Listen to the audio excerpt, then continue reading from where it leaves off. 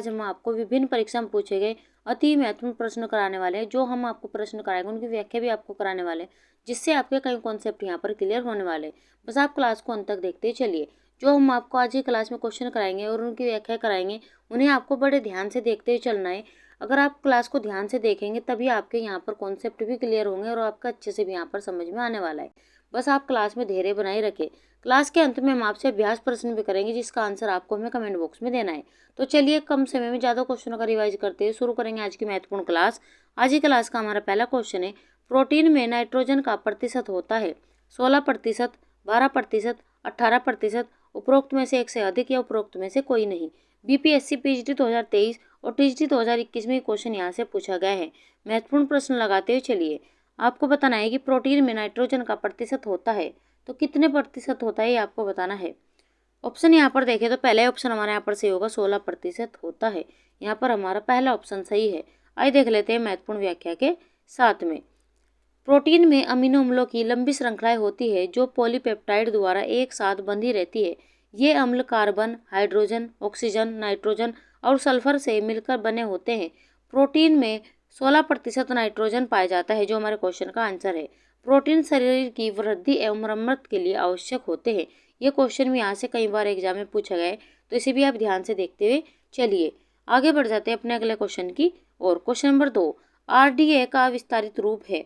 आपको यहाँ पर 4 ऑप्शन दिए गए, ध्यान से पढ़िए और अपना आंसर यहाँ पर दीजिए। बीपीएससी पीएचडी 2023 में ये क्वेश्चन यहाँ से पूछा गया है। आपको बताना है कि आरडीए का विस्तारित रूप क्या होगा, ये आपको बताते चलना है। ऑप्शन यहाँ पर देखें तो पहले ऑप्शन हमारे यहाँ पर सही होगा, रेकमेंडेड डाइटरी अलाउंस। ये आरडीए का विस्तारित रूप है। यहाँ पर हमारा पहला ऑप्शन सही है। आइए देख लेते हैं महत्वपूर्ण व्याख्या के साथ में। आरडीए का विस्तारित रूप रेकमेंडेड डाइटरी अलाउंस है। आरडीए का उपयोग खाद्य पदार्थों के पोषण मूल्य की तुलना करने और आहार संबंधी दिशा निर्देश तैयार करने के लिए किया जाता है। यह उचित नीति नियोजन और कार्यान्वयन में भी महत्वपूर्ण भूमिका निभाते हैं। तो यहाँ से भी इस महत्वपूर्ण व्याख्या को आप ध्यान से देखते हुए चलिए। आगे बढ़ जाते हैं अपने अगले क्वेश्चन की और। क्वेश्चन नंबर 3, ICMR NIN 2020 के अनुसार एक स्वस्थ भारतीय युवा के लिए प्रोटीन की प्रस्तावित आहारीय मात्रा है। यहाँ पर आपको 4 ऑप्शन दिए गए, ध्यान से पढ़िए और अपना आंसर यहाँ पर दीजिए। RPSC स्कूल लेक्चरर 2022 में क्वेश्चन यहाँ से पूछा गया है। आपको यहाँ पर ICMR NIN 2020 के अनुसार एक स्वस्थ भारतीय युवा के लिए प्रोटीन की प्रस्तावित आहारीय मात्रा आपको बतानी है। कौन सा ऑप्शन यहाँ पर सही होगा। ऑप्शन यहाँ पर देखें तो तीसरा ऑप्शन हमारे यहाँ पर सही होगा, 0.83 ग्राम प्रति किलोग्राम प्रति दिन। यहाँ पर हमारा तीसरा ऑप्शन यहाँ पर सही होगा। आइए देख लेते हैं महत्वपूर्ण व्याख्या के साथ में। Indian council for medical research, इनके ICMR द्वारा national institute for nutrition NIN 2020 के अनुसार एक स्वस्थ भारतीय युवा जिसका भार 65 किलोग्राम है तो उसे 54.0 ग्राम प्रतिदिन प्रोटीन मिलनी चाहिए। यहाँ पर इतनी प्रोटीन यहाँ प्रतिदिन की यहाँ पर दी गई है। यदि भार कितना है, 65 किलोग्राम है, इसके हिसाब से एक स्वस्थ भारतीय युवा के लिए 0.83 ग्राम प्रति किलोग्राम प्रतिदिन प्रोटीन आवश्यक है। तो इस व्याख्या को भी आप ध्यान से पढ़ते चलिए। आगे बढ़ जाते हैं अपने अगले क्वेश्चन की और। क्वेश्चन नंबर 4, निम्नलिखित में से कौन सा खाद्य पदार्थ ओमेगा 3 अम्ल का अच्छा स्रोत है। सेब, अलसी के बीज, टमाटर, दूध। ये भी क्वेश्चन RPSC स्कूल लेक्चरर 2022 में क्वेश्चन ये पूछा गया है। आपको महत्वपूर्ण प्रश्न लगाते हुए चलना है। आपको यहाँ पर पूछा गया है कि निम्नलिखित में से कौन सा खाद्य पदार्थ ओमेगा 3 अम्ल का सबसे अच्छा स्रोत होगा। ऑप्शन यहाँ पर देखें तो दूसरा ऑप्शन हमारे यहाँ पर सही होगा, अलसी के बीज। ये इसका सबसे अच्छा स्रोत है। यहाँ पर हमारा दूसरा ऑप्शन सही होगा। आगे बढ़ जाते हैं अपने अगले क्वेश्चन की और। क्वेश्चन नंबर 5, वृद्धि के दौरान बच्चों को किस अमीनो अम्ल की आवश्यकता होती है। लाइसिन, वेलाइन, हिस्टाडीन या थ्रियोनाइन। आपको बताना है कि कौन सा ऑप्शन यहाँ पर सही होगा। टीजीटी 2021 में क्वेश्चन यहाँ से पूछा गया है। आपको बताना है कि वृद्धि के दौरान बच्चों को किस अमीनो अम्ल की आवश्यकता होती है। ऑप्शन यहाँ पर देखें तो पहले ऑप्शन हमारे यहाँ पर सही होगा, लाइसिन की आवश्यकता होती है। यहाँ पर हमारा पहला ऑप्शन सही होगा। आगे बढ़ जाते हैं अपने अगले क्वेश्चन की और। क्वेश्चन नंबर 6, संतुलन तालिका किस अवस्था में बनाई जाती है। साल के अंत में, साल के मध्य में, साल के शुरुआत में या एक एवं दोनों में। आपको बताना है कि कौन सा ऑप्शन यहाँ पर सही होगा। तीसरी 2021 में क्वेश्चन यहाँ से पूछा गया है। आपको बताना है कि संतुलन तालिका किस अवस्था में बनाई जाती है। ऑप्शन यहाँ पर देखें तो पहले ऑप्शन हमारे यहाँ पर सही होगा, साल के अंत में संतुलन तालिका बनाई जाती है। यहाँ पर हमारा पहला ही ऑप्शन सही होगा। आइए देख लेते हैं महत्वपूर्ण व्याख्या के साथ में। संतुलित आहार तालिका की अवधारणा शारीरिक एवं मानसिक स्वास्थ्य बनाए रखने के लिए एक महत्वपूर्ण पहलू है। यह हमारे लिए फायदेमंद है क्योंकि यह हमें अपने पोषण सेवन को व्यवस्थित करने की अनुमति देता है, जो स्वास्थ्य अधिकारियों और पोषण विशेषज्ञों द्वारा निर्धारित अनुशंसित आहार भत्ते RDA को पूरा करता है। संतुलित आहार तालिका साल के अंत में बनाई जाती है, जो हमारे क्वेश्चन का आंसर है। तो इस व्याख्या को भी आप ध्यान से पढ़ते हुए चलिए। आगे बढ़ जाते हैं अपने अगले क्वेश्चन की ओर। क्वेश्चन नंबर 7, वर्तमान समय में स्वास्थ्य विज्ञान किस नाम से प्रख्यात है। यहाँ पर आपको 4 ऑप्शन दिए गए, ध्यान से पढ़िए और अपना आंसर यहाँ पर दीजिए। आपको बताना है कि वर्तमान समय में स्वास्थ्य विज्ञान किस नाम से प्रख्यात है। तीसरी 2021 में क्वेश्चन यहाँ से पूछा गया है। ऑप्शन यहाँ पर देखें तो दूसरा ऑप्शन हमारे यहाँ पर सही होगा, स्वास्थ्य एवं जन स्वास्थ्य के नाम से प्रख्यात है। यहाँ पर हमारा दूसरा ऑप्शन सही है। आइए देख लेते हैं महत्वपूर्ण व्याख्या के साथ में। विज्ञान की वह शाखा जिसका प्राथमिक ध्यान स्वास्थ्य या स्वास्थ्य देखभाल पर होता है, उन्हें स्वास्थ्य विज्ञान कहते हैं। वर्तमान समय में स्वास्थ्य विज्ञान को स्वास्थ्य और जन स्वास्थ्य विज्ञान भी कहा जाता है, जो हमारे क्वेश्चन का आंसर है। यह रोग से बचने, जीवन का विस्तार करने और स्वास्थ्य को बढ़ावा देने का विज्ञान और कला है। एक यहाँ से क्वेश्चन कई बार पूछा गया है कि गृह विज्ञान क्या है, तो गृह विज्ञान कला एवं विज्ञान दोनों है। ये क्वेश्चन कई बार एग्जाम में पूछा जा चुका है, तो इसे भी आप ध्यान से देखते चलिए। आगे बढ़ जाते हैं अपने अगले क्वेश्चन की और। क्वेश्चन नंबर 8, चम्मच की आकृति के नाखून जैसे लक्षण वाली बीमारी को कहते हैं। मेरास्मस, रक्ताल्पता, क्वार्सियोरकर या उपरोक्त सभी। TGT 2021 में क्वेश्चन यहाँ से पूछा गया है। आपको बताना है कि चम्मच की आकृति के नाखून जैसे लक्षण वाली बीमारी कौन सी होगी। ऑप्शन यहाँ पर देखें तो दूसरा ऑप्शन हमारा यहाँ पर सही होगा, रक्ताल्पता। यहाँ पर हमारा आंसर होगा। यहाँ पर हमारा दूसरा ऑप्शन सही है। आइए देख लेते हैं महत्वपूर्ण व्याख्या के साथ में। रक्ताल्पता या एनीमिया एक ऐसी बीमारी है जिसमें लाल रक्त कोशिकाओं की संख्या या हीमोग्लोबिन की मात्रा सामान्य से कम हो जाती है। यह शरीर में मुख्यतः आयरन की कमी के कारण होता है। रक्ताल्पता या एनीमिया को चम्मच की आकृति के नाखून जैसे लक्षण वाली बीमारी भी कहते हैं, जो हमारे क्वेश्चन का आंसर है। तो इस व्याख्या को भी आप ध्यान से पढ़ते हुए चलिए। एग्जामिनर कहीं से भी क्वेश्चन पूछ सकता है, तो अपनी तैयारी को आप अच्छे से करते हुए चलिए, ताकि एक भी पॉइंट आपका ना छूटे और एग्जामिनर कहीं से भी क्वेश्चन करे तो आप अपना आंसर वहाँ पर आसानी से दे पाओ। आगे बढ़ जाते हैं अपने अगले क्वेश्चन की और। क्वेश्चन नंबर 9, खाली स्थान प्राकृतिक बहुलक है, वसा, खनिज, विटामिन या प्रोटीन। TGT 2016 में क्वेश्चन यहाँ से पूछा गया है। आपको बताना है कि इनमें से कौन सा प्राकृतिक बहुलक है। ऑप्शन यहाँ पर देखें तो चौथा ऑप्शन हमारे यहाँ पर सही होगा, प्रोटीन प्राकृतिक बहुलक है। यहाँ पर हमारा चौथा ऑप्शन सही है। आगे बढ़ जाते हैं अपने अगले क्वेश्चन की और। क्वेश्चन नंबर 10, मानव दूध खाली स्थान विटामिन का अच्छा स्रोत है। आपको बताना है कि मानव दूध किस विटामिन का अच्छा स्रोत है। Vitamin E, vitamin C, vitamin A या विटामिन D। PG परीक्षा 2016 में क्वेश्चन यहाँ से पूछा गया है। आपको बताना है कि कौन सा ऑप्शन यहाँ पर सही होगा। ऑप्शन यहाँ पर देखें तो मानव दूध विटामिन E का यहाँ पर अच्छा स्रोत है। यहाँ पर हमारा पहला ही ऑप्शन सही होगा। आइए देख लेते हैं अगले क्वेश्चन की और। हमारा 11वां महत्वपूर्ण प्रश्न है, भोजन का चबाया खाली स्थान जाना कहलाता है। तो आपको बताना है कि भोजन का चबाया जाना क्या कहलाता है। मेस्टिकेशन, पीसना, पाचन या इनमें से कोई नहीं। PG परीक्षा 2016 में क्वेश्चन यहाँ से पूछा गया है। आपको महत्वपूर्ण प्रश्न लगाते हुए चलना है। ऑप्शन यहाँ पर देखें तो भोजन का चबाया जाना पीसना कहलाता है। यहाँ पर हमारा दूसरा ऑप्शन सही होगा। आइए देख लेते हैं महत्वपूर्ण व्याख्या के साथ में। भोजन का चबाया जाना पीसना कहलाता है, जो हमारे क्वेश्चन का आंसर है। भोज्य पदार्थ के पीसने से वे पूरी तरह टूट जाते हैं, जिसके कारण भोज्य पदार्थों में पाए जाने वाले पोषक तत्व जैसे कार्बोहाइड्रेट, प्रोटीन, वसा, विटामिन, खनिज लवण आदि को आंतों द्वारा अवशोषित करना आसान हो जाता है। तो यहाँ से भी महत्वपूर्ण पॉइंट बन जाते हैं। इस व्याख्या को भी आप ध्यान से पढ़ते हुए चलिए और हो सके फ्रेंड्स आप इन्हें साथ साथ नोट भी करते चलिए, उससे आपको काफ़ी हेल्प यहाँ पर मिलने वाली है। जब भी आप क्लास लेने बैठो तो कॉपी पेन आप जरूर साथ में लेकर बैठा कीजिए, क्योंकि जो भी आपको महत्वपूर्ण पॉइंट लगे क्लास में उसे आप साथ साथ नोट करते चलिए, ताकि एग्जाम के समय आप उसे रिवाइज कर सको। तो चलिए बढ़ जाते हैं अपने अगले क्वेश्चन की और। क्वेश्चन नंबर 12, महिला के अंडे की सबसे बाहरी परत है कोरोना रेडिएटा, जोना, पेलुसिडा, उपकला या इनमें से कोई नहीं। पीएचडी परीक्षा 2016 में क्वेश्चन यहाँ से पूछा गया है। आपको बताना है कि महिला के अंडे की सबसे भारी परत होती है, तो कौन सा ऑप्शन यहाँ पर सही होगा। ऑप्शन यहाँ पर देखें तो पहले ऑप्शन हमारे यहाँ पर सही होगा, कोरोना रेडिएटा। ये महिला के अंडे की सबसे भारी परत होती है। यहाँ पर हमारा पहले ही ऑप्शन सही होगा। आगे बढ़ जाते हैं अपने अगले क्वेश्चन की और। क्वेश्चन नंबर 13, एक नवजात द्वारा आसानी से पाचित होने वाला मुख्य कार्बोहाइड्रेट है फ्रक्टोज, लैक्टोज, सुक्रोज या ग्लूकोज। पीएचडी परीक्षा 2016 में क्वेश्चन पूछा गया है। आपको बताना है कि एक नवजात द्वारा आसानी से पाचित होने वाला मुख्य कार्बोहाइड्रेट कौन सा होगा। ये आपको बताना है कौन सा ऑप्शन यहाँ पर सही होगा। ऑप्शन यहाँ पर देखें तो दूसरा ऑप्शन हमारे यहाँ पर सही होगा, लैक्टोज। ये एक नवजात द्वारा आसानी से पाचित होने वाला मुख्य कार्बोहाइड्रेट है। यहाँ पर हमारा दूसरा ऑप्शन सही होगा।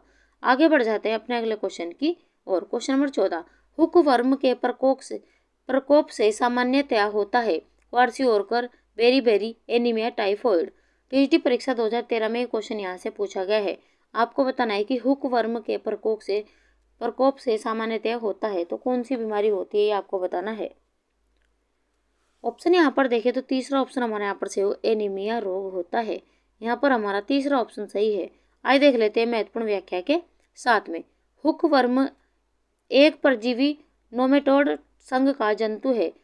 मनुष्यों और अन्य पशुओं की आंत में यह दूषित मिट्टी पर नंगे पांव चलने लार्वा के अंतर्ग्रहण से प्रस्तावित होता है। हुकवर्म संक्रमण का सबसे गंभीर प्रभाव रक्त की कमी है, जिससे एनीमिया होता है, जो हमारे क्वेश्चन का आंसर है, क्योंकि हुकवर्म से रक्त की हानि होती है। तो यह इस व्याख्या को भी आप ध्यान से देखते चलिए। आगे बढ़ जाते हैं अपने अगले क्वेश्चन की और। फ्रेंड्स, हमारी वीडियो, हमारा कंटेंट अगर आपको अच्छा लग रहा हो तो लाइक सब्सक्राइब करना ना भूलें। अगर आप चैनल पर पहली बार आए तो चैनल को सब्सक्राइब करिए और बेल आइकन भी दबा लीजिए, ताकि समय पर आपको वीडियोज के नोटिफिकेशन यहाँ पर मिलते रहें। और जो भी बच्चे हमारी क्लासेस को देख रहे हैं उन्हें काफ़ी फ़ायदा भी यहाँ से हो रहा होगा, ऐसी मैं आपसे उम्मीद करती हूँ। बस हम एक प्रयास कर रहे हैं ताकि एक भी क्वेश्चन आपका इस सीरीज से बाहर ना जाए, और फ्री ऑफ कॉस्ट हम आपको इतना बेहतरीन से बेहतरीन कंटेंट प्रोवाइड करा रहे हैं।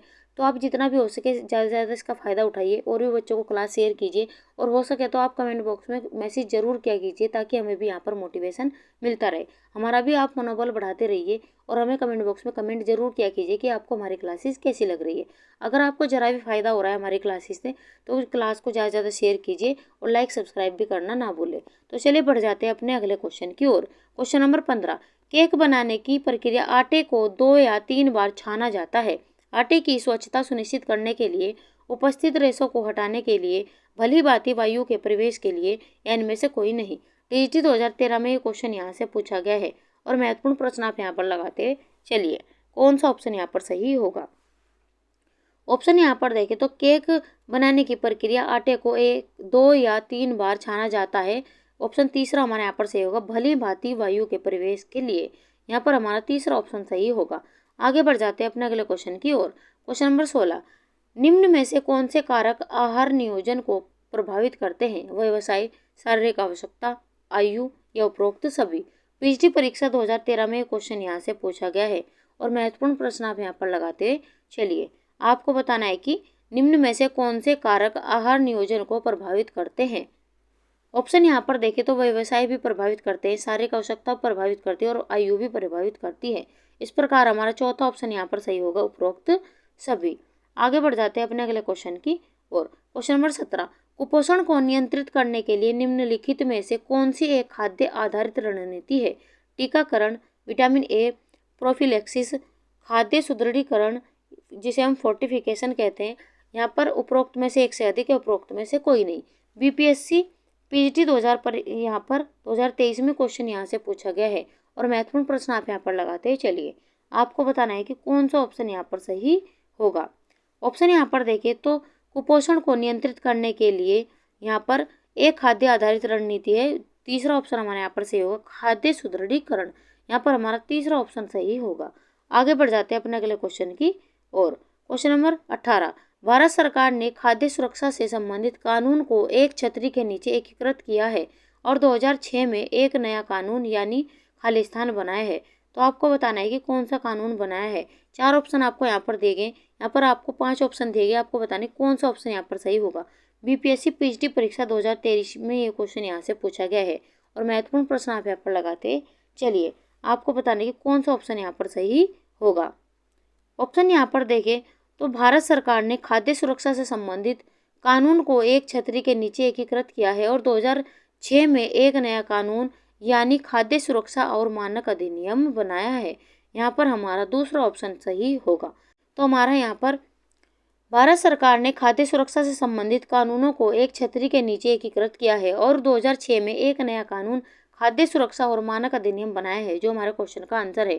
खाद्य सुरक्षा और मानक अधिनियम 2006 उन विभिन्न अधिनियमों एवं आदेशों को समेकित करता है जो अब तक खाद्य संबंधी मुद्दों से निपटने में सहायक थे।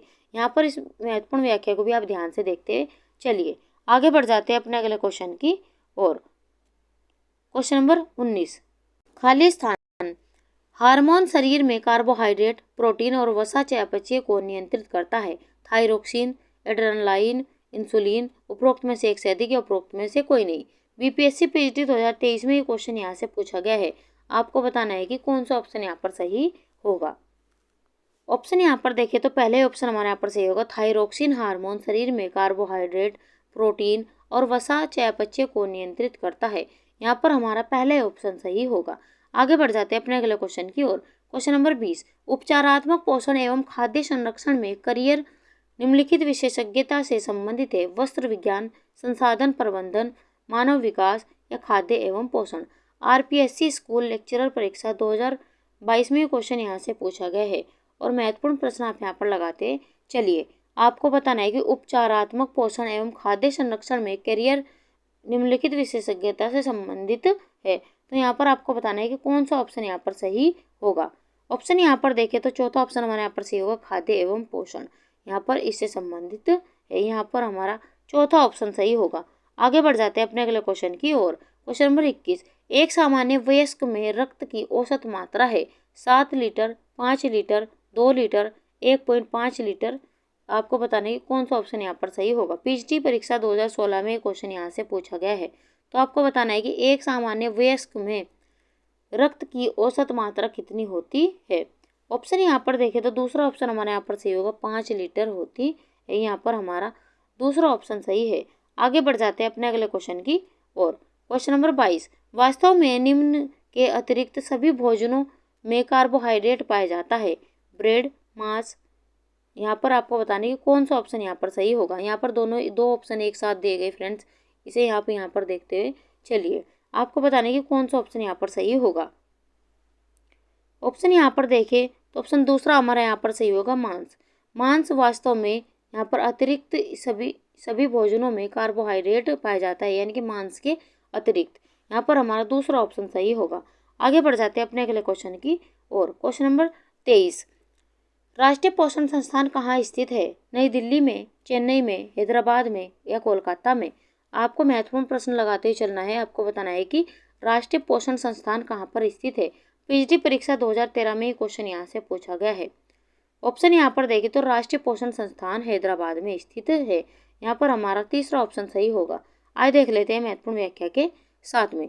राष्ट्रीय पोषण संस्थान एक सार्वजनिक स्वास्थ्य, जैव प्रौद्योगिकी और अनुवाद अनुसंधान केंद्र है। यह हैदराबाद, तेलंगाना में स्थित है, जो हमारे क्वेश्चन का आंसर है। इसे वर्ष 1958 में स्थापित किया गया था। एक क्वेश्चन यहाँ से महत्वपूर्ण बन जाता है कि इसे कब स्थापित किया गया था। तो इसे 1958 में यहाँ पर स्थापित किया गया था। ये भी आप ध्यान से देखते हैं। पर NIN की फुल फॉर्म भी आपसे पूछी जाती है, तो नेशनल इंस्टीट्यूट ऑफ न्यूट्रिशन। इसे भी आप ध्यान से देखते हैं चलिए। तो एग्जामिनर कहीं से भी क्वेश्चन पूछे, आप अपनी तैयारी को अच्छे लेवल तक करके यहाँ पर चलते रहिए, ताकि एग्जामिनर कहीं से भी क्वेश्चन पूछे तो आप अपना आंसर आसानी से दे पाओ। आगे बढ़ जाते हैं अगले क्वेश्चन की ओर। क्वेश्चन नंबर 24, रसाकर्षण का सिद्धांत संरक्षित करने के लिए प्रयुक्त किया जाता है। जैम, अचार, जेली या उपरोक्त सभी। पीएचडी परीक्षा 2011 में क्वेश्चन यहाँ से पूछा गया है और महत्वपूर्ण प्रश्न आप यहाँ पर लगाते चलिए। आपको बताने कि रसाकर्षण का सिद्धांत संरक्षित करने के लिए प्रयुक्त किया जाता है। ऑप्शन यहाँ पर देखें तो जैम को भी प्रयुक्त किया जाता है, अचार और जेली, ये तीनों ही ऑप्शन हमारे यहाँ पर सही होगा। इस प्रकार हमारा चौथा ऑप्शन सही है, उपरोक्त सभी। आइए देख लेते हैं महत्वपूर्ण व्याख्या के साथ में। जब दो विभिन्न सांद्रता वाले घोलों को एक अर्धपारगम्य झिल्ली द्वारा अलग कर दिया जाता है तो कम सांद्रता वाले घोल से जल या अन्य घोल अधिक सांद्रता वाले घोल की ओर होकर विसरण करने लगते हैं। इस क्रिया को रसाकर्षण या परासरण कहते हैं। रसाकर्षण का सिद्धांत जैम, जेली, अचार को संरक्षित करने के लिए प्रयुक्त किया जाता है, जो हमारे क्वेश्चन का आंसर है। तो इस व्याख्या को भी आप ध्यान से पढ़ते चलिए। आगे बढ़ जाते हैं अपने अगले क्वेश्चन की ओर। क्वेश्चन नंबर 25, बियर में सुरासार की मात्रा कितनी पाई जाती है? 40.50%, 3%, 55% या 22%। टीजीटी परीक्षा 2019 में क्वेश्चन यहाँ से पूछा गया है। आपको बताना है कि बियर में सुरासार की मात्रा कितनी पाई जाती है। तो आप अपना आंसर यहाँ पर देते चलिए। ऑप्शन यहाँ पर देखें तो दूसरा ऑप्शन हमारे यहाँ पर सही होगा। 3% बियर में सुरासार की मात्रा पाई जाती है। यहाँ पर हमारा दूसरा ऑप्शन यहाँ पर सही है। और इस क्वेश्चन को महत्वपूर्ण लगाते हुए चलिएगा, कई एग्जाम में ये क्वेश्चन यहाँ से पूछा गया है। आगे बढ़ जाते हैं अपने अगले क्वेश्चन की और। क्वेश्चन नंबर 26, कंजेस्टिव हृदय रोग से रोगी का प्रतिदिन के आहार में सोडियम मात्रा होनी चाहिए। आपको यहाँ पर 4 ऑप्शन दिए गए, ध्यान से पढ़िए और अपना आंसर यहाँ पर दीजिए। पीजीटी परीक्षा 2009 में क्वेश्चन यहाँ से पूछा गया है। आपको बताना है कि कंजेस्टिव हृदय रोग के रोगी का प्रतिदिन के आहार में सोडियम की मात्रा होनी चाहिए। तो कितनी मात्रा होनी चाहिए ये आपको बताना है। ऑप्शन यहाँ पर देखें तो चौथा ऑप्शन हमारे यहाँ पर सही होगा, 500 मिलीग्राम से कम होनी चाहिए। यहाँ पर हमारा चौथा ऑप्शन यहाँ पर सही होगा। आइए देख लेते हैं महत्वपूर्ण व्याख्या के साथ में। ICMR NIN 2020 की रिपोर्ट के अनुसार एक स्वस्थ व्यक्ति को 2000 मिलीग्राम सोडियम आहार में लेना चाहिए। अधिक सोडियम से हाइपरटेंशन ही नहीं बल्कि हृदय रोग का खतरा बन सकता है। अतः कंजेस्टिव हृदय रोग से रोगी की यानी कि कंजेस्टिव हृदय रोग के रोगी को प्रतिदिन के आहार में सोडियम की मात्रा 500 मिलीग्राम से कम होनी चाहिए, जो हमारे क्वेश्चन का आंसर है। तो इस व्याख्या को भी आप ध्यान से पढ़ते हुए चलिए। आगे बढ़ जाते हैं अगले क्वेश्चन की और फ्रेंड जो हम आपको यहाँ पर व्याख्या कराते चले उन्हें आप ध्यान से देखते चलिए।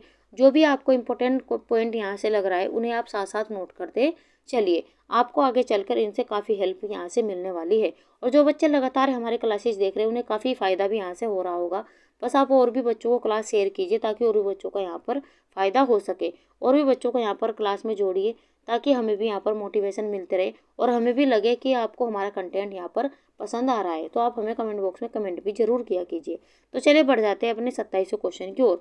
इंसुलिन का स्रावण होता है जठर द्वारा, अग्नाशय द्वारा, जीवा द्वारा या यकृत द्वारा। पीजीटी परीक्षा 2009 में क्वेश्चन यहाँ से पूछा गया है। आपको बताना है कि इंसुलिन का स्रावण होता है। ऑप्शन यहाँ पर देखें तो इंसुलिन का स्रावण होता है अग्नाशय द्वारा। यहाँ पर हमारा दूसरा ऑप्शन सही होगा। आगे बढ़ जाते हैं अपने अगले क्वेश्चन की और। क्वेश्चन नंबर 28, कुएं के पानी के शुद्धिकरण के लिए मिलाया जाता है potassium permanganate, zinc oxide, sodium chloride या इनमें से कोई नहीं। टीजीटी परीक्षा 2006 में क्वेश्चन यहाँ से पूछा गया है। आपको बताना है कि कुएं के पानी में पानी को शुद्धिकरण के लिए क्या मिलाया जाता है। ऑप्शन यहाँ पर देखें तो पहले ऑप्शन हमारे यहाँ पर सही होगा, पोटेशियम परमैंगनेट मिलाया जाता है। तो यहाँ पर हमारा पहला ऑप्शन सही होगा। आइए देख लेते हैं महत्वपूर्ण व्याख्या के साथ में। पोटेशियम परमैंगनेट के MnO4 यहाँ से इसका यहाँ पर सूत्र भी यहाँ पर पूछा जाता है। तो ये भी आप ध्यान से देखते हुए चलिए। तो प्रबल ऑक्सीकारक है जो कुएं के पानी में घुलित अशुद्धियों जैसे लोहा, मैग्नीज, हाइड्रोजन सल्फाइड आदि को ठोस कणों में परिवर्तित करके ऑक्सीकरण करता है। इन अशुद्धियों को फिर पानी के बाहर निकाल दिया जाता है। इस प्रकार कुएं का पानी शुद्ध हो जाता है। तो जो हमारे क्वेश्चन का आंसर है पोटेशियम परमैंगनेट। ये आप यहाँ से ध्यान से देखते चलिए। आगे बढ़ जाते हैं अपने अगले क्वेश्चन की और। क्वेश्चन नंबर 29, पाइका खाने की इच्छा करने वाली गर्भवती महिला में किसकी कमी होती है? ऊर्जा, कैल्शियम, प्रोटीन या आयरन। टीजीटी परीक्षा 2005 में क्वेश्चन यहाँ से पूछा गया है। आपको यहाँ पर बताना है कि पाइका की खाने की इच्छा करने वाली गर्भवती महिला में किसकी कमी होती है, यह आपको बताना है। ऑप्शन यहाँ पर देखें तो यहाँ पर चौथा ऑप्शन हमारा यहाँ पर सही होगा, आयरन की कमी होती है। यहाँ पर हमारा चौथा ऑप्शन सही है। आगे बढ़ जाते हैं अपने अगले क्वेश्चन की और। क्वेश्चन नंबर 30, मंदाग्नि डाइस्पेप्सिया यहाँ का अर्थ आपको बताना है भूख की कमी, मंदबुद्धि, नींद की कमी या बदहजमी। आपको यहाँ पर बताना है कौन सा ऑप्शन यहाँ पर सही होगा। टीजीटी परीक्षा 2005 में क्वेश्चन यहाँ से पूछा गया है। आपको बताना है कि कौन सा ऑप्शन यहाँ पर सही होगा। ऑप्शन यहाँ पर देखें तो मंदाग्नि का अर्थ होता है यहाँ पर बदहजमी। यहाँ पर हमारा चौथा ऑप्शन सही है। आइए देख लेते हैं महत्वपूर्ण व्याख्या के साथ में। मंदाग्नि डाइस्पेप्सिया का अर्थ है बदहजमी या अजीर्ण है, जो हमारा क्वेश्चन का आंसर है। इसमें व्यक्ति जब अनियमित तथा वसायुक्त भोजन का सेवन अधिक करता है तो उसकी शक्ति क्षीण हो जाती है। उदर के ऊपरी हिस्से में बार बार होने वाला दर्द, ऊपरी उदर संबंधी पूर्णता और भोजन करने के समय अपेक्षाकृत पहले ही पेट भर महसूस करना, इसके साथ ही सूजन, उबकाई, मिचली या हृदय दाह यानी कि अम्लसूल होना इसके विशेष लक्षणों में शामिल है। तो इस व्याख्या को भी आप ध्यान से पढ़ते हुए चलिए। आगे बढ़ जाते हैं अपने अगले क्वेश्चन की ओर। क्वेश्चन नंबर 31, ICMR 1989 खाद्य ग्रुपों के अनुसार राजमा किस ग्रुप में है? ग्रुप 1, ग्रुप 2, ग्रुप 3 या ग्रुप 4? आपको बताने कौन सा ऑप्शन यहाँ पर सही होगा। टीजीटी परीक्षा 2005 में क्वेश्चन यहाँ से पूछा गया है, तो आपको बताना है कि कौन सा ऑप्शन यहाँ पर सही होगा। अगर हम यहाँ पर राजमा की बात करें तो राजमा को ग्रुप 2 में रखा गया है। यहाँ पर हमारा दूसरा ऑप्शन सही है। आइए देख लेते हैं महत्वपूर्ण व्याख्या के साथ में। भारतीय चिकित्सा अनुसंधान परिषद ICMR का मुख्यालय नई दिल्ली में है। ये महत्वपूर्ण प्रश्न बन जाता है कि इसका मुख्यालय कहाँ पर स्थित है, तो नई दिल्ली में स्थित है। ICMR द्वारा वर्णित 5 खाद्य समूह निम्नलिखित है। यहाँ से ये क्वेश्चन भी कई बार पूछा गया है कि ICMR द्वारा कितने खाद्य समूहों को वर्णित किया गया है, तो ये क्वेश्चन ये भी बन जाता है। तो 5 खाद्य समूह को वर्णित किया गया है। तो पहले ग्रुप में यहाँ से खाद्यान्न जो रखे गए अनाज एवं उत्पाद, यहाँ पर इसमें गेहूँ, चावल, बाजरा आदि आते हैं। वहीं ग्रुप 2 में दालें एवं फलियां रखी गई, जिसमें सोयाबीन, राजमा, अरहर दाल आदि, जो हमारे क्वेश्चन का आंसर भी है यहाँ पर राजमा, तो सेकंड ग्रुप में यहाँ पर रखा गया है। थर्ड ग्रुप की बात करें तो दूध एवं दूध से बने उत्पाद इसमें रखे गए हैं, जिसमें दही, पनीर, अंडा, मछली, लीवर आदि इसमें यहाँ पर सम्मिलित है। वहीं चौथे ग्रुप में यहाँ पर फल एवं सब्जियां रखी गई, जिसमें आम, अमरूद, गाजर, आलू, गोभी आदि इसमें सम्मिलित है। वहीं ग्रुप 5 में यहाँ पर रखा गया वसा एवं चीनी, जिसमें मक्खन, घी, तेल, गुड़, चीनी आदि सम्मिलित है। इस प्रकार ICMR द्वारा राजमा ग्रुप 2 में है, जो हमारे क्वेश्चन का आंसर है। तो आपको यहाँ पर इस व्याख्या को ध्यान से देखते चलना है और सभी इन पॉइंटों को नोट करते हुए चलना है, ताकि एग्जामिनर कहीं से भी क्वेश्चन पूछे तो अपने आप हर एक पॉइंट को क्लियर करते हुए चलिए। आगे बढ़ जाते हैं अपने अगले क्वेश्चन की ओर। क्वेश्चन नंबर 32, निम्नलिखित में से किसमें गाइट्रोजेनिक घटकें शामिल नहीं होती है? यहाँ पर नहीं पूछा गया है, तो इस क्वेश्चन को आप ध्यान से पढ़ते हुए चलिए। टीजीटी परीक्षा 2005 में यहाँ से क्वेश्चन पूछा गया है। आपको बताना है कि निम्नलिखित में से किसमें गाइट्रोजेनिक घटकें शामिल नहीं होती है। 4 ऑप्शन आपको यहाँ पर देंगे, ध्यान से पढ़िए और अपना आंसर यहाँ पर दीजिए।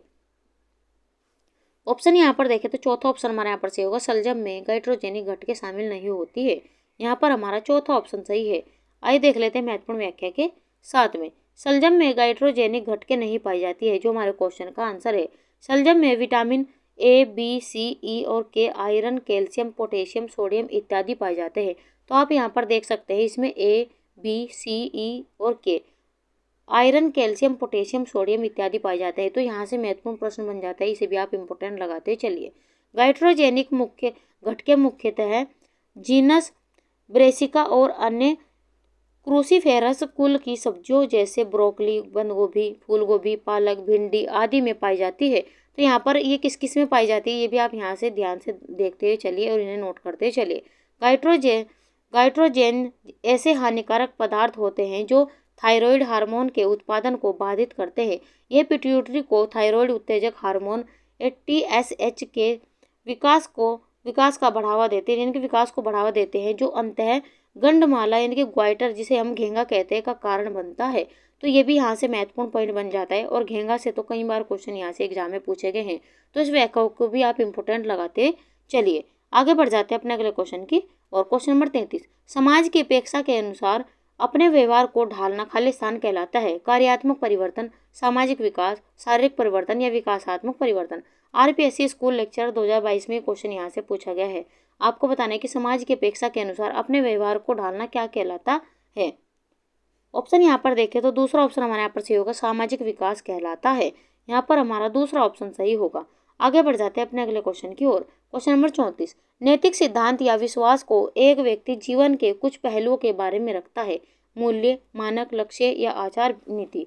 ये भी क्वेश्चन RPSC स्कूल लेक्चर 2022 में पूछा गया है। आपको बताना है कि नैतिक सिद्धांत या विश्वास जो एक व्यक्ति जीवन के कुछ पहलुओं के बारे में रखता है, तो कौन सा ऑप्शन यहाँ पर सही होगा। ऑप्शन यहाँ पर देखें तो पहले ऑप्शन हमारे यहाँ पर सही होगा, मूल्य। यहाँ पर हमारा पहला ऑप्शन सही होगा। आगे बढ़ जाते हैं अपने अगले क्वेश्चन की ओर। क्वेश्चन नंबर 35, RRA का मतलब है, यहाँ पर आपको बताना है कि RRA का मतलब क्या होता है। तो 4 ऑप्शन आपको यहाँ पर देंगे, ध्यान से पढ़िए और अपना आंसर यहाँ पर दीजिए, कौन सा ऑप्शन यहाँ पर सही होगा। ऑप्शन यहाँ पर देखें तो तीसरा ऑप्शन हमारा यहाँ पर सही होगा, रैपिड रूरल अप्रेशल। ये RRA का मतलब होता है, यहाँ पर हमारा तीसरा ऑप्शन सही है। आज देख लेते हैं महत्वपूर्ण व्याख्या के साथ में। RRA का मतलब है रैपिड रूरल अप्रेशल, तीव्र ग्रामीण मूल्यांकन। इस पद्धति का प्रारंभिक विकास कृषि प्रणाली अनुसंधान एवं विकास के परिणाम स्वरूप बनाया गया था। इसका उद्देश्य तीव्र ग्रामीण मूल्यांकन एवं तकनीकियों एवं अनुसंधान के महत्व को ग्रामीणों तक पहुंचाना है। तो इस व्याख्या को भी आप ध्यान से पढ़ते हुए चलिए। आगे बढ़ जाते हैं अपने अगले क्वेश्चन की ओर। क्वेश्चन नंबर 36, वाइगोत्स्की के अनुसार कार्य करने की वह सीमा जो बच्चे के लिए अकेले बहुत कठिन हो लेकिन अधिक कुशल साथी की सहायता से करना संभव हो कहलाती है। यहाँ पर निर्देशित सहभागिता, सह अधिगम, अंत्य व्यक्तिनिष्ठता या समीपस्थ विकास क्षेत्र। इंपोर्टेंट क्वेश्चन आप यहाँ पर लगाते चलिए। आपको बताना है कि वाइगोत्स्की के अनुसार कार्य करने की वह सीमा जो बच्चे के लिए अकेले बहुत कठिन हो लेकिन अधिक कुशल साथी की सहायता से करना संभव हो तो क्या कहलाती है। ये आपको बताना है कौन सा ऑप्शन यहाँ पर सही होगा। ऑप्शन यहाँ पर देखें तो चौथा ऑप्शन हमारे यहाँ पर सही होगा, समीपस्थ विकास का क्षेत्र कहलाती है। यहाँ पर हमारा चौथा ऑप्शन सही है। आइए देख लेते हैं महत्वपूर्ण व्याख्या के साथ में। वाइगोत्स्की के अनुसार बालक का संज्ञानात्मक विकास एवं अंतर्व्यक्तिक सामाजिक परिस्थितियों में संपन्न होता है तथा वह कार्य जो बालक के स्वयं के लिए अत्यधिक कठिन है परंतु किसी प्रौढ़ और अधिक कुशल साथी की सहायता से करना संभव हो वह समीपस्थ विकास का क्षेत्र कहलाता है। तो यहाँ से महत्वपूर्ण पॉइंट बन जाते हैं, इन्हें भी आप नोट करते हैं चलिए। और जो हमारे क्वेश्चन का आंसर है वह है यहाँ पर समीपस्थ विकास का क्षेत्र। आगे बढ़ जाते हैं अपने अगले क्वेश्चन की ओर। फ्रेंड्स, हमारी वीडियो, हमारा कंटेंट अगर आपको अच्छा लग रहा हो तो लाइक सब्सक्राइब करना ना भूलें और वीडियो को ज़्यादा से ज़्यादा शेयर कीजिए और भी बच्चों तक जो पेड कोर्स नहीं खरीद पाते और अपनी तैयारी से वंचित रह जाते हैं। विरासत में मिली आय है नियमित आय, अप्रत्यक्ष आय, प्रत्यक्ष आय या अनियमित आय। टीजीटी परीक्षा 2021 में ये क्वेश्चन यहाँ से पूछा गया है। आपको बताना है कि विरासत में मिली हुई आय क्या कहलाती है। यह आपको बताना है कि कौन सा ऑप्शन यहाँ पर सही होगा। ऑप्शन यहाँ पर देखें तो विरासत में मिली आय प्रत्यक्ष आय कहलाती है। यहाँ पर हमारा तीसरा ऑप्शन सही है। आगे बढ़ जाते हैं अपने अगले क्वेश्चन की ओर। क्वेश्चन नंबर 38, बही खाता है एक जर्नल, तुलन पत्र, रोकड़ बही या मूल लेखा पुस्तिका। पीएचडी परीक्षा 2013 में क्वेश्चन यहाँ से पूछा गया है। आपको बता दें कि बही खाता है एक। ऑप्शन यहाँ पर देखें तो चौथा ऑप्शन हमारा यहाँ पर सही होगा, मूल लेखा पुस्तिका है। यहाँ पर हमारा चौथा ऑप्शन सही है। आगे बढ़ जाते हैं अपने अगले क्वेश्चन की ओर। एंजिल्स ने निम्न बजट से कोई प्रावधान नहीं रखा है। आपको बताना है कि एंजिल ने अपने बजट में किसका प्रावधान नहीं रखा है। इंपोर्टेंट क्वेश्चन लगाते ही चलेगा क्योंकि और भी एग्जाम में ये क्वेश्चन यहाँ से पूछा गया है। टीजीटी परीक्षा 2011 में क्वेश्चन पूछा गया है। आपको बताना है कि एंजिल ने निम्न का बजट से कोई प्रावधान नहीं रखा है। तो आपको बताना है कि किसका नहीं रखा है। ऑप्शन यहाँ पर देखें तो तीसरा ऑप्शन हमारे यहाँ पर सही होगा, इनके द्वारा बचत का कोई प्रावधान नहीं रखा गया है। यहाँ पर हमारा तीसरा ऑप्शन सही है। आइए बढ़ जाते हैं अपनी व्याख्या के साथ में। यहाँ पर आप देख सकते हैं महत्वपूर्ण व्याख्या के, आप इसे लगाते ही चलेगा। एंजिल ने बचत का बजट में कोई प्रावधान नहीं रखा है, जो हमारे क्वेश्चन का आंसर है। और इम्पोर्टेंट लगाते चले, कई बार एग्जाम में भी पूछा गया है। एंजिल का नियम बताता है कि आय में वृद्धि के साथ लोग अपने बजट का भाग भोजन पर कम खर्च करते हैं। ये क्वेश्चन भी यहाँ से कई बार पूछा गया है कि जैसे जैसे आय बढ़ती है तो भोजन पर व्यय कम हो जाता है। ये क्वेश्चन इंपोर्टेंट लगाते हुए चलिए। एंजिल द्वारा विश्लेषण के द्वारा बताए गए लक्ष्य भी यहाँ पर दिए गए हैं। यहाँ पर व्यय की मदद दिए गए, निम्न वर्ग, मध्यम वर्ग और धनी वर्ग यहाँ पर दिया गया है। भोजन, अगर यहाँ पर भोजन पर बात करें तो निम्न वर्ग यहाँ पर 60% खर्च करेगा, वहीं मध्यम वर्ग 55%, वहीं धनी वर्ग आपको यहाँ पर देख सकते हैं 50% कम खर्च करेगा। यहाँ पर आप देख सकते हैं जैसे जैसे आय बढ़ती है तो भोजन पर व्यय यहाँ पर कम होता है। वस्त्र की यहाँ पर बात करें तो यहाँ पर वस्त्र में कोई परिवर्तन नहीं है, वहीं मकान में भी कोई परिवर्तन नहीं है और प्रकाश ईंधन में भी यहाँ पर कोई परिवर्तन नहीं है। लेकिन यहाँ पर शिक्षा, स्वास्थ्य और मनोरंजन, यहाँ पर निम्न वर्ग 5% खर्च करेगा, यहाँ पर मध्यम वर्ग 10%, लेकिन यहाँ पर धनी वर्ग यहाँ पर 15% यहाँ पर खर्च करेगा। तो आप यहाँ पर देख सकते हैं भोजन और शिक्षा, स्वास्थ्य, मनोरंजन पर यहाँ पर आपको परिवर्तन देखने को मिलने वाला है। तो इन पॉइंटों को आप ध्यान से देखते ही चलिए। एंजिल ने उपयुक्त बजट में बचत के लिए कोई प्रावधान नहीं रखा गया है, जबकि आज के युग में बचत प्रत्येक परिवार के लिए अनिवार्य है।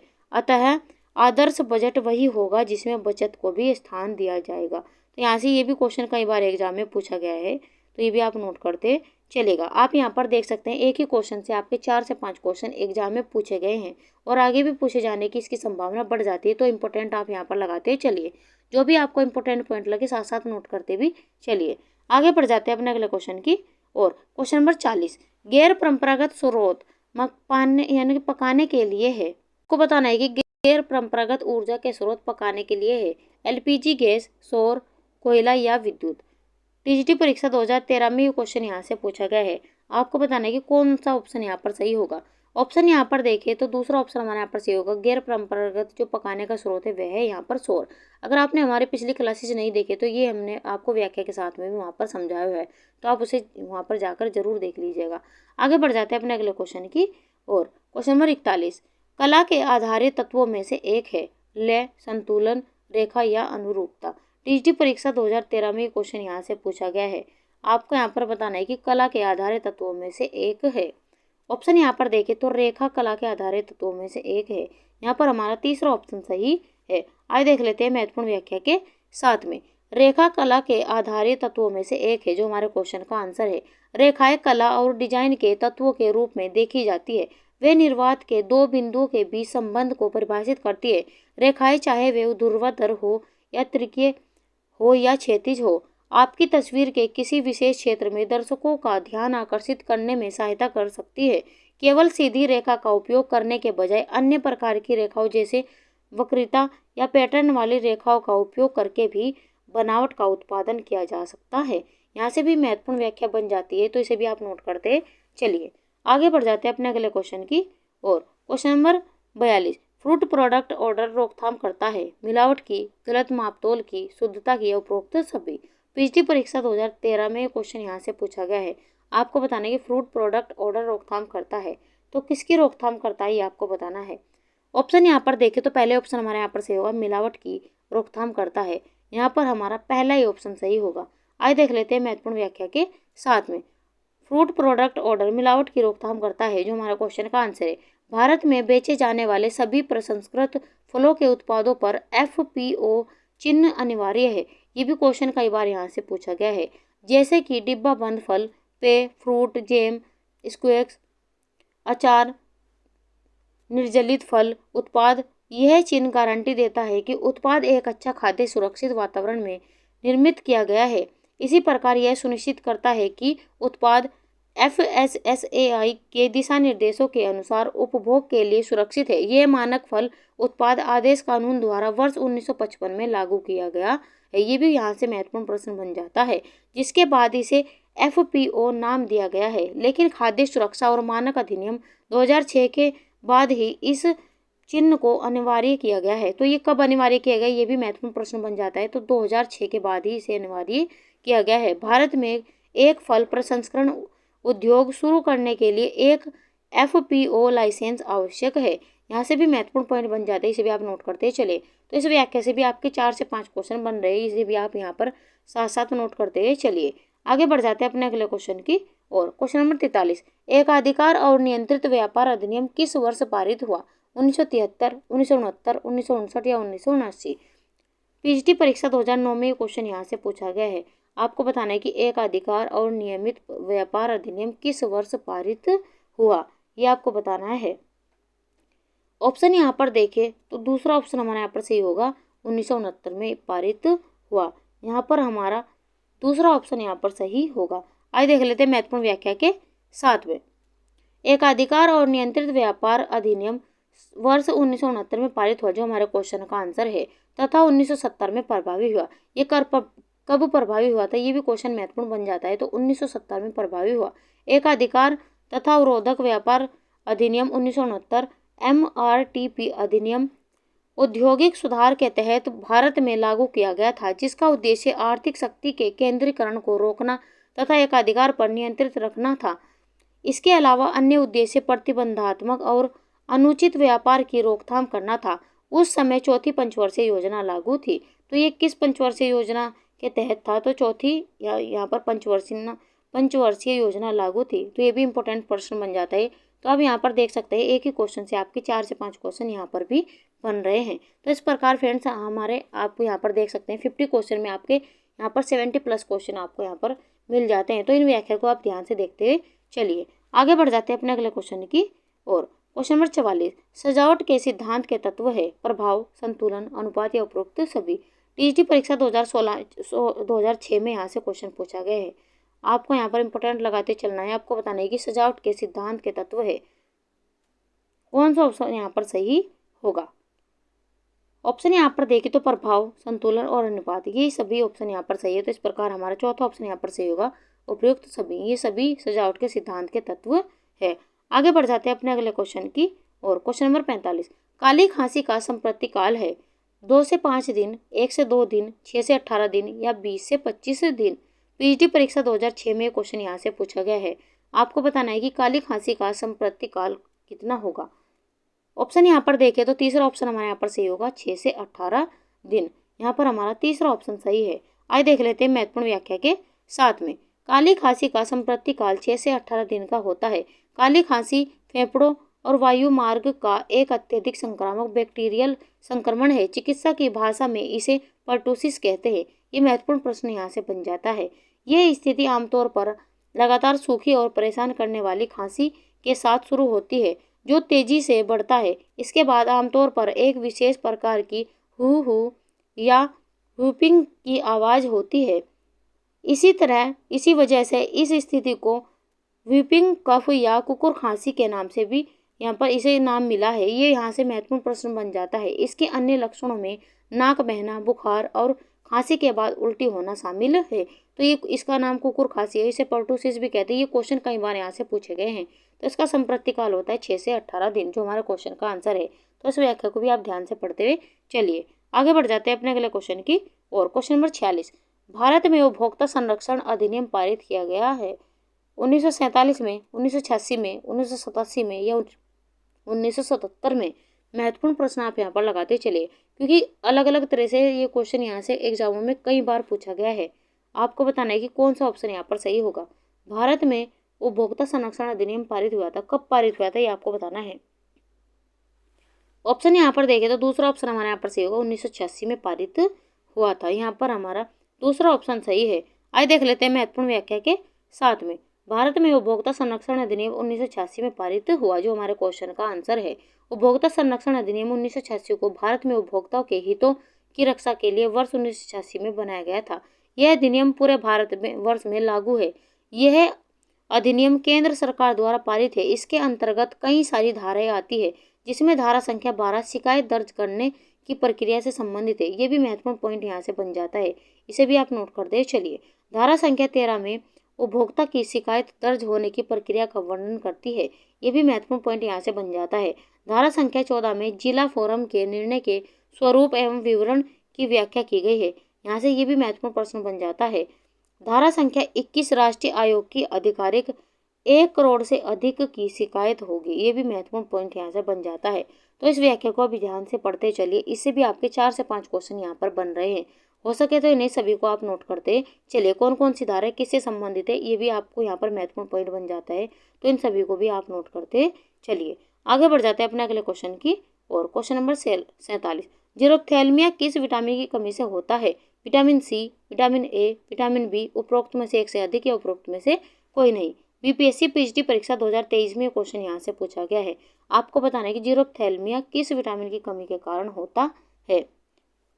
ऑप्शन यहाँ पर देखें तो दूसरा ऑप्शन हमारे यहाँ पर सही होगा, जीरोप्थेल्मिया यानी आंख से संबंधित जो सभी रोग है वे विटामिन ए की कमी के कारण यहाँ से होता है।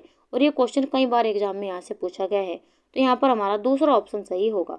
आगे बढ़ जाते हैं अपने अगले क्वेश्चन की और। क्वेश्चन नंबर 48, पोषक तत्वों की कमी से होने वाली किस बीमारी में बच्चे एक या अधिक नैदानिक स्थितियों जैसे मेरास्मस, कम वजन, बौनापन, दुबलापन या क्वार्सियोरकर से पीड़ित होते हैं। यहाँ पर आपको 4 ऑप्शन दिए गए, ध्यान से पढ़िए और अपना आंसर यहाँ पर दीजिए। बीपीएससी पीएचडी 2023 में ये क्वेश्चन यहाँ से पूछा गया है। पहले क्वेश्चन को आपको ध्यान से पढ़ना है, तब अपना आंसर यहाँ पर देना है। क्वेश्चन में आपको यहाँ पर पूछा गया है कि पोषक तत्वों की कमी से होने वाली किस बीमारी में बच्चे एक या अधिक नैदानिक स्थितियों जैसे मेरास्मस, कम वजन, बौनापन, दुबलापन या क्वार्सियोरकर से पीड़ित होते हैं। ऑप्शन यहाँ पर देखें तो पहले ऑप्शन हमारे यहाँ पर सही होगा, प्रोटीन, ऊर्जा, कुपोषण। यहाँ पर हमारा पहला ऑप्शन यहाँ पर सही होगा। आगे बढ़ जाते हैं अपने अगले क्वेश्चन की और क्वेश्चन नंबर 49, कैल्शियम और फास्फोरस के अवशोषण के लिए कौन सा विटामिन महत्वपूर्ण है? Vitamin A, vitamin D, vitamin K या vitamin C? RPSC school lecturer 2022 में क्वेश्चन यहाँ से पूछा गया है। आपको बताना है कि कैल्शियम और फास्फोरस के अवशोषण के लिए कौन सा विटामिन महत्वपूर्ण होगा। ऑप्शन यहाँ पर देखें तो दूसरा ऑप्शन हमारे यहाँ पर सही होगा, विटामिन डी। यहाँ पर हमारा दूसरा ऑप्शन सही है। आगे बढ़ जाते हैं अपने क्लास के अंतिम क्वेश्चन की ओर और फ्रेंड्स इसके बाद हम आपको अभ्यास प्रश्न की ओर लेकर चलेंगे। हमारा यहाँ पर 50वां क्वेश्चन है, संतुलित आहार की विशेषताएं हैं। पहला ऑप्शन यहाँ पर दिया गया, यह एक व्यक्ति की पोषण संबंधी आवश्यकताओं पर आधारित है। दूसरा ऑप्शन यहाँ पर दिया गया, इनमें विभिन्न प्रकार के खाद्य पदार्थ पर्याप्त मात्रा में होते हैं। तीसरा ऑप्शन यहाँ पर दिया गया, यह आरडीए पर आधारित है जो आईसीएमआर द्वारा दिया गया है। चौथा ऑप्शन दिया गया है, ये सभी विकल्प यहाँ पर सही है। आरपीएससी स्कूल लेक्चरर 2022 में क्वेश्चन यहाँ से पूछा गया है। आपको यहाँ पर संतुलित आहार की विशेषता बतानी है कि कौन सा ऑप्शन यहाँ पर सही होगा। ऑप्शन यहाँ पर देखें तो पहला ऑप्शन भी यहाँ पर सही है, दूसरी विशेषता भी यहाँ पर इसी की है और यहाँ पर तीसरी विशेषता भी सही है। इस प्रकार हमारा चौथा ऑप्शन यहाँ पर सही होगा। इनमें से सभी विकल्प सही है। आइए देख लेते हैं महत्वपूर्ण व्याख्या के साथ में। संतुलित आहार आपकी पोषण संबंधी आवश्यकता को पूरा करता है। एक विविध संतुलित आहार पोषक तत्वों की कमी से बचने के लिए आवश्यक है। पोषक तत्व प्रदान करता है। संतुलित आहार में कुछ निश्चित मात्रा और अनुपात में विभिन्न प्रकार के खाद्य पदार्थ होते हैं जिसमें प्रोटीन, कार्बोहाइड्रेट, वसा आदि होते हैं। संतुलित आहार आरडीए पर आधारित होता है जो आईसीएमआर द्वारा दिया गया है। तो सभी विकल्प यहाँ पर सही है जो हमारे क्वेश्चन का आंसर है।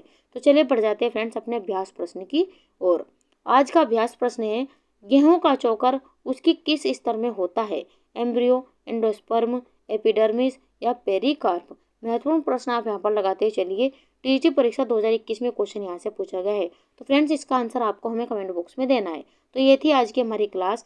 हमारी क्लास आपको कैसी लगी उसके बारे में आप हमें कमेंट बॉक्स में ज़रूर लिखें और आपका आज की क्लास में स्कोर कितना रहा, कितने क्वेश्चन आपको आते थे, कितने नए सीखने को मिले, ये भी आपको हमें कमेंट बॉक्स में बताना है। क्लास अगर आपको पसंद आए तो ज़्यादा से ज़्यादा शेयर कीजिए और लाइक सब्सक्राइब भी करना ना भूलें। तो चलिए मिलते हैं ऐसे क्वेश्चनों के साथ में नेक्स्ट वीडियो में और अगली क्लास में जो भी बच्चों के डाउट्स हैं वे भी हम आपको यहाँ पर क्लियर करा देंगे। तो आप इससे बेफिक्र रहिए कि जो भी आपके क्वेश्चनों में डाउट्स हैं वे हम आपको अगली क्लास में यहाँ पर क्लियर कराने वाले हैं। तो हम उन क्वेश्चनों को भी लेकर आएंगे जिनमें आपके डाउट्स हैं। तो चलिए मिलते हैं नेक्स्ट वीडियो में महत्वपूर्ण प्रश्नों के साथ में। तब तक के लिए आप खुश रहिए, अपने माता पिता का सम्मान कीजिए। वीडियो देखने के लिए थैंक यू।